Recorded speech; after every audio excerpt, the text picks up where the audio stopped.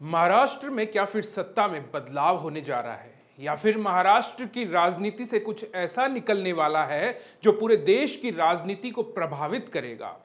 यूं तो शरद पवार अब विपक्षी दलों के गठबंधन इंडिया के साथ खड़े दिखाई देते हैं, लेकिन शरद पवार और उनके भतीजे अजीत पवार की सीक्रेट मीटिंग ने एक बार फिर महाराष्ट्र की राजनीति में कई अटकलों को हवा दे दी। सवाल यह है कि क्या शरद पवार अपने भतीजे को मनाने की कोशिश कर रहे हैं या फिर क्या शरद पवार भी एनडीए का हिस्सा बन सकते हैं। इस सीक्रेट मीटिंग के बाद क्या दूसरे दल अचानक इतने परेशान क्यों हो गए? इन सारे सवालों के जवाब जानने के लिए इस वीडियो को आप आखिर तक देखते रहें। नमस्कार, मैं शरद पुरोहित और आप देखना शुरू कर चुके हैं डेली एनालिसिस।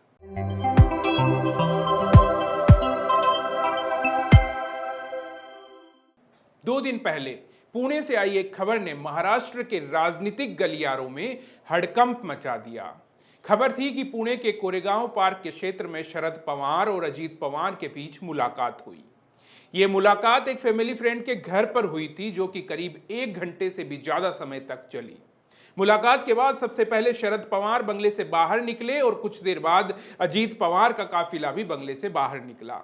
अजीत पवार ने अपने चाचा से जब बगावत की थी तो उसके बाद से ही कई सवाल खड़े हो गए थे। क्या ये बगावत सीएम बनने की चाहत में थी या फिर महाराष्ट्र की राजनीति के चाणक्य कहे जाने वाले शरद पवार का ही कोई खेल था? लेकिन इसी बीच महाविकास अघाड़ी गठबंधन के अन्य दलों ने सवाल उठाना शुरू कर दिया।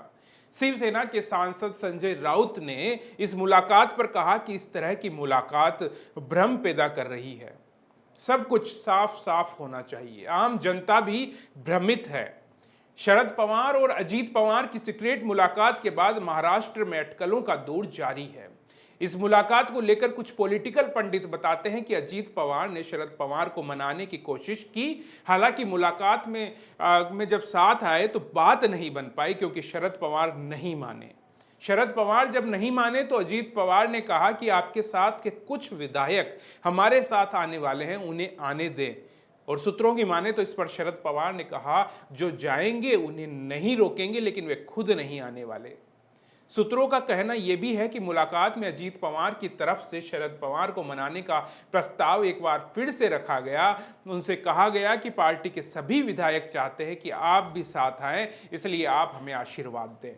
उनसे यह भी कहा गया कि सीनियर पवार के खेमे में कुछ विधायक भी सरकार में शामिल होना चाहते हैं, उन्हें भी आप अपना आशीर्वाद दें। वहीं इस बैठक के बाद शरद पवार ने कहा कि उनकी पार्टी बीजेपी के साथ नहीं जाएगी।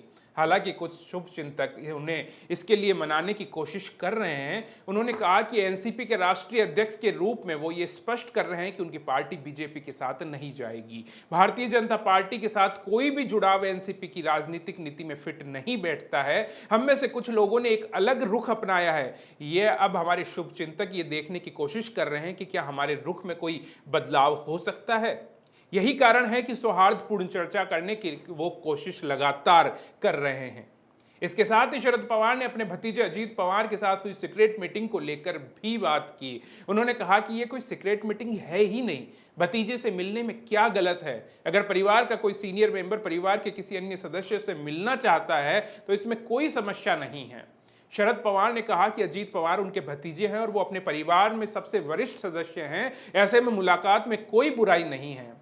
शरद पवार ने आगे कहा कि जो लोग महाराष्ट्र की बागडोर फिर से महाविकास अघाड़ी को सौंपेंगे वो महाराष्ट्र के लोग हैं जो फिर से इसकी तैयारी कर रहे हैं।